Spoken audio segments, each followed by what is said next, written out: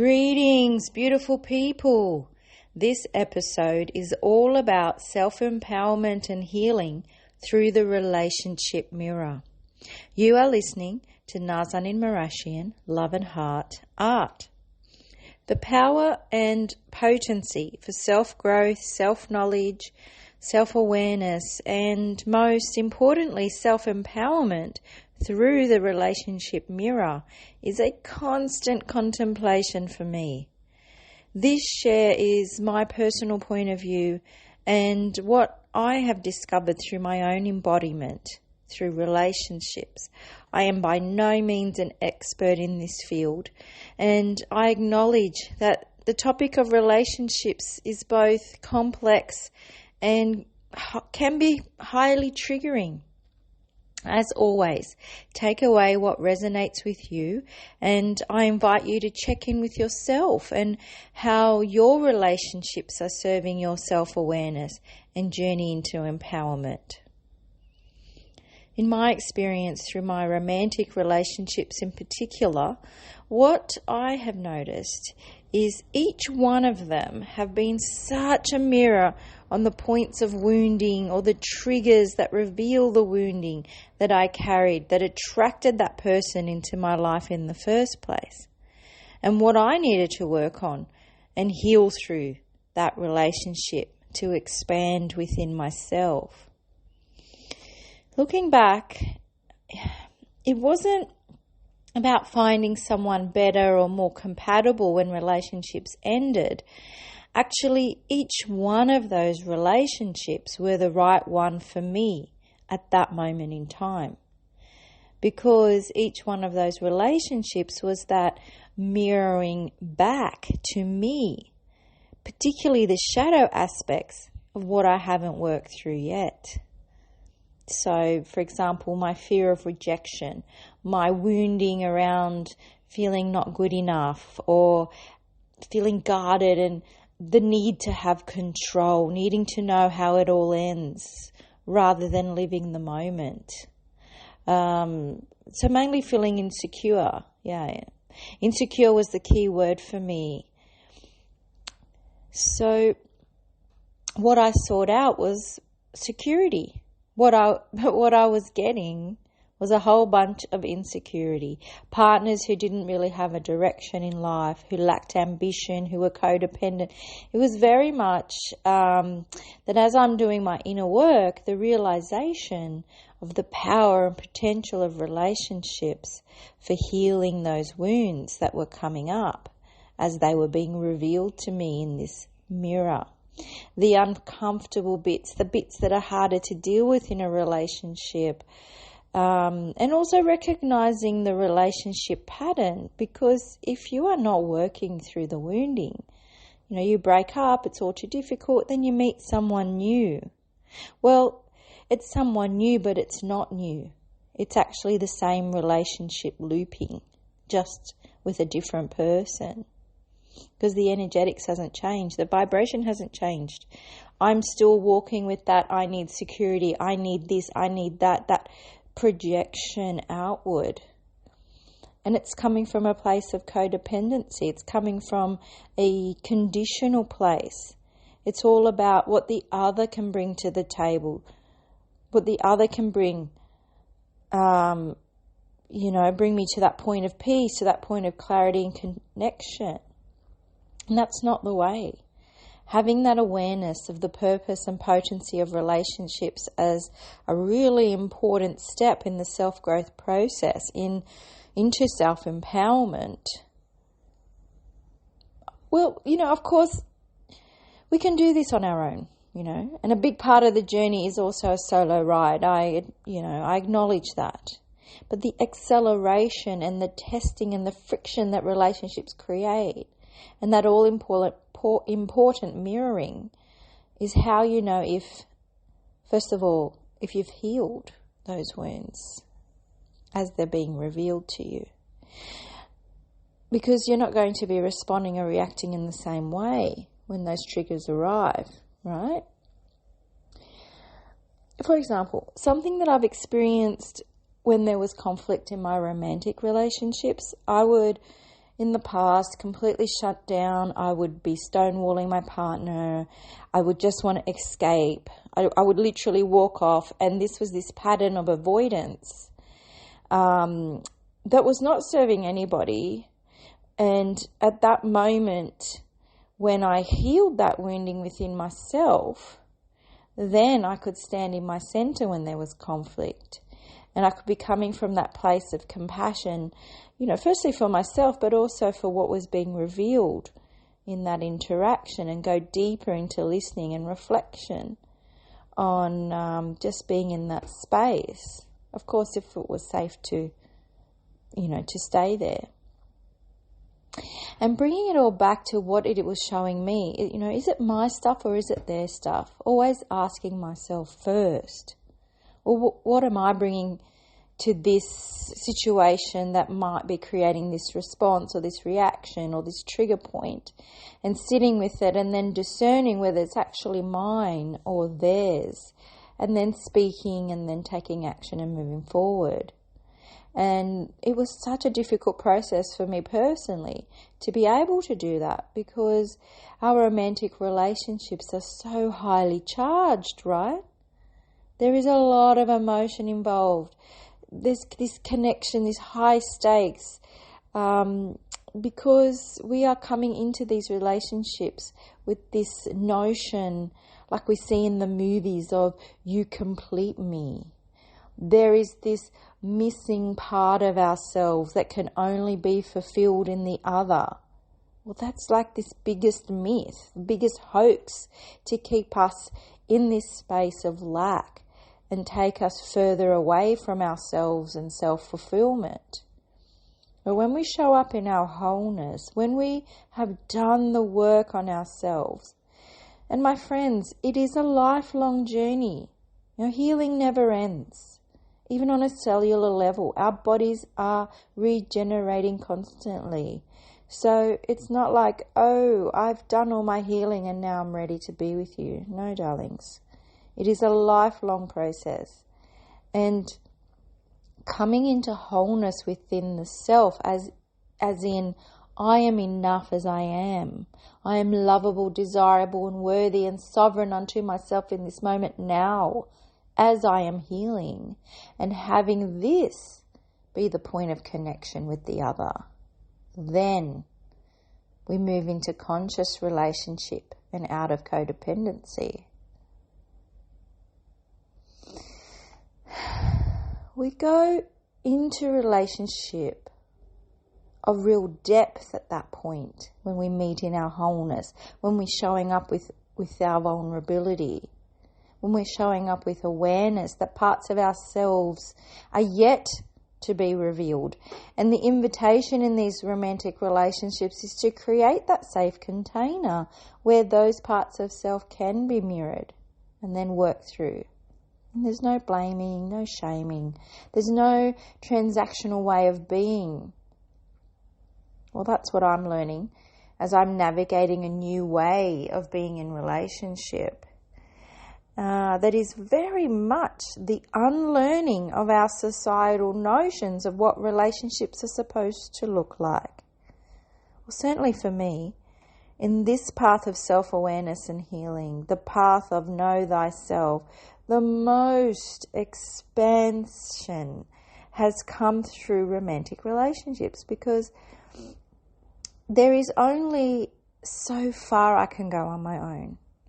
The relationship mirror is then the launching pad into the next level.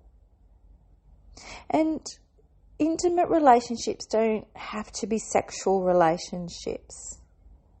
Intimate relationships can also be platonic, a best friend, someone close to you, a family member, someone you share deep part of yourself with that can mirror it back. That's also really potent.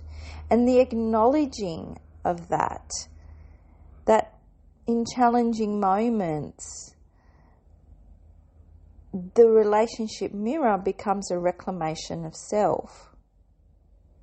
And that's where I feel that we are all heading as a collective, as we are waking up, as we're ascending, as we're doing our own work and coming into wholeness.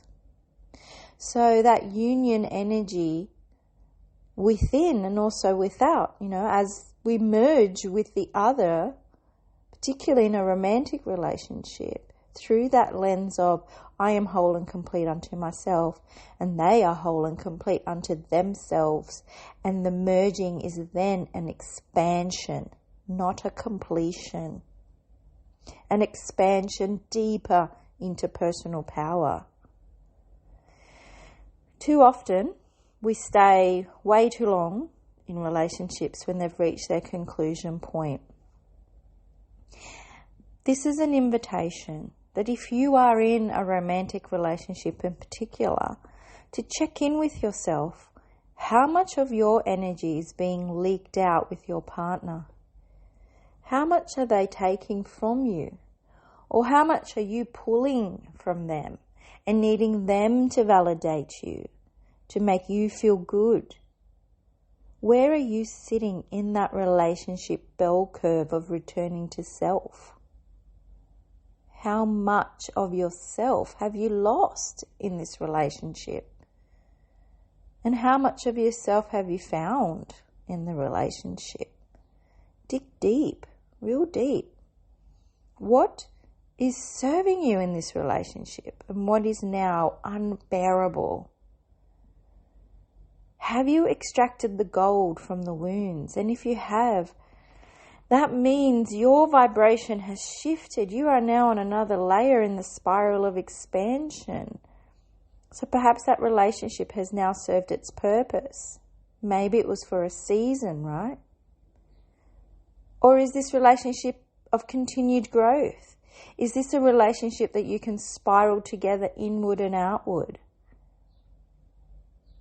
For me, when I ask myself these questions, and looking at the yeses and the nos, and the final tap in is into my heart space, asking myself, and now does it feel good?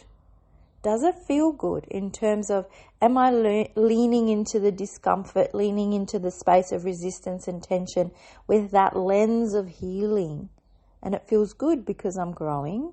Or is it a continuous struggle, continuous tension and resistance? And it feels like you're hitting your head up against a wall, that looping story and pattern, it isn't shifting. Well, then it doesn't feel good. You both have to do the work. And then you realize you have reached a conclusion point. And it could be the conclusion point of that moment in time and the cycle of where you are at in the relationship, and then it's the next level and then the next level, and hopefully you are moving together in this. Even in separation, if you are in separation, then really working on yourself, going in, examining those parts of the person that you really can't stand, and asking what is being triggered within me, or what have I healed within myself that I can no longer withstand this behavior in my life, that I can no longer accept this experience because I have healed. And coming from a place of love and compassion is true power. Again, no shaming, no blaming. That's my experience, anyway, on the power and potency of relationships as a real rocket launch into self-inquiry. Just pay attention to your energy and bring yourself down into your center and really ground in that space. And from there, look out. For me, one of the lessons that I have learned very recently, and another layer of healing for me, it has been about attachment and being able to speak my truth about how I feel in the depths of what my heart wants to express, but without the attachment of how it is received. Because I can only control my own behavior. I can only feel what I feel and take responsibility for my emotions. I cannot influence another person or the outcome of what I have shared. That's then manipulation, and we start the whole process again. I can only be sovereign within what my heart is calling into being, and be loving with myself unconditionally, and be open to receive in my romantic partnership that mirror, and also being open to receive any wounding that is still needing to be addressed. because light and shadow work together. When we observe nature and follow the light of the sun, there is a shadow cast behind this light. However, there is a moment when no shadow is cast. When we observe the sun reaching the highest point in the sky around noon, the halfway point in the day, there will be no shadow. There's no shadow at 12 noon. But on either side of that halfway point, there are shadows. And that's a fantastic metaphor for ascension. There is this moment of pure light, that aha, that yeah, I get this, that bliss point. But then it moves. The light moves. And then it shines on something else and casts a shadow, and shines on something else and casts a shadow, and so on. As an artist, I'm always paying attention to the light when I'm painting, because there is this point in the day, probably around 3 o'clock, when you get the longest shadows cast when you're looking out on a landscape. So such as life. There will be multiple moments of the dark night of the soul where you find yourself in the long shadow. But know that that is bringing you back to a central point, to another halfway into the next level where there is just light, just bliss. And bringing that into your relationship. Because when we're in the light of bliss and love and everything is great and there's sparks flying everywhere and you feel like you're on top of the mountain, well, it may have taken you a while to get up the mountain. And you also need to get back down off the mountain. And along the way, there are going to be challenges. But don't give up. Don't give up on relationships. Just come into clarity about where along the way, where that one finished, and create space for a new one to begin. And where along the way, that person is a forever person. And it may not necessarily be a lover or something like that. It could be a good friend, someone you value, who can keep being a mirror for you and you unto them. It's an exchange. Oh, I have really enjoyed this contemplation. Love and relationships are one of my most favorite topics. I could talk about this forever and ever because I learn so much about myself when I am with other people, and particularly in relationships. They are, for me, an acceleration into growth. I appreciate all the people in my life, past, present, and yet to come. And my final takeaway in all of this is live the moment. Live the moment of whatever it is, and know that that moment is part of the stepping stone into bringing you into the full space of light, that midpoint of bliss. Thanks for listening, everyone. Please reach out if you need any support on your journey into self-empowerment through the relationship mirror. You can get in touch with me on my website, narzanimurashian.com, or through Instagram at narzanimurashian. Until next time, sending you all so much love and gentleness. This is Narzanimurashian, Love and Heart, Art.